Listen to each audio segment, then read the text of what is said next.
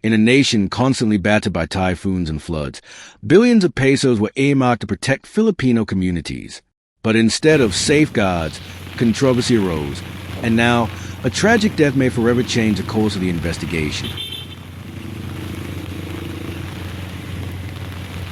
What is the flood control scandal? Since 2024, the Philippines has been rocked by allegations of massive corruption tied to flood control and mitigation projects. At stake, hundreds of billions of pesos, government trust, and the lives of ordinary people. Billions were allocated to flood control projects, many flagged as ghost projects. Funds recorded as spent on infrastructure that may not exist at all. Reports of inflated costs, contracts cornered by a few contractors, and structures that don't function properly have triggered national outrage. Protests, including the so-called Trillion Peso March, have mobilized Filipinos demanding accountability and transparency. An independent commission for infrastructure, the ICI, was created to investigate these projects. Senators, lawmakers, and watchdogs are calling for deeper reforms. Timeline of key events: 2024 to 2025. Flood control funds surge without clear project delivery. Fraud audits begin, especially in provinces like Bulacan, where massive budgets raise red flags. September 2025. ICI holds hearings. High-profile contractors and officials are summoned. 21 names, including lawmakers and executives, are recommended for possible prosecution related to flood project anomalies. But as the probe gained momentum, one central figure was poised to reveal what she knew: the Cabral narrative, a pivotal turn.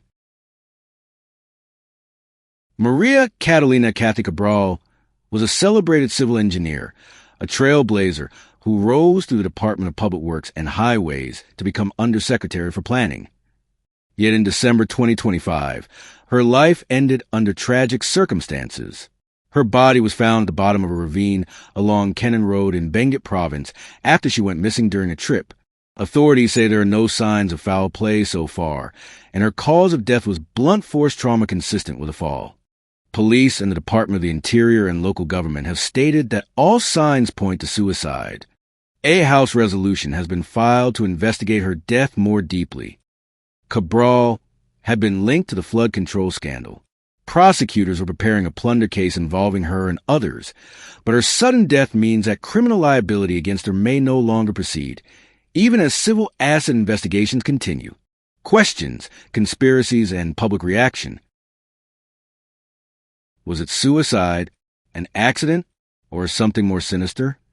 While authorities have leaned towards suicide based on initial evidence, the timing and circumstances, an isolated spot, unexplained behavior, and her role in a major scandal have fueled public speculation. Social media and commentators ask, did she take her own life under pressure, or was she silenced before revealing deeper truths? Whatever the truth, people are questioning accountability and transparency, the very values the flood control funds were supposed to uphold. What happens next? With Cabral's death, the scandal enters a new, more uncertain chapter. Investigations by the ICI, DOJ, Ombudsman, and anti-money laundering units persist, focusing on contracts, assets, and other implicated individuals. Even though criminal charges against Cabral may be moot, authorities are pursuing civil avenues to preserve and recover assets potentially tied to corruption.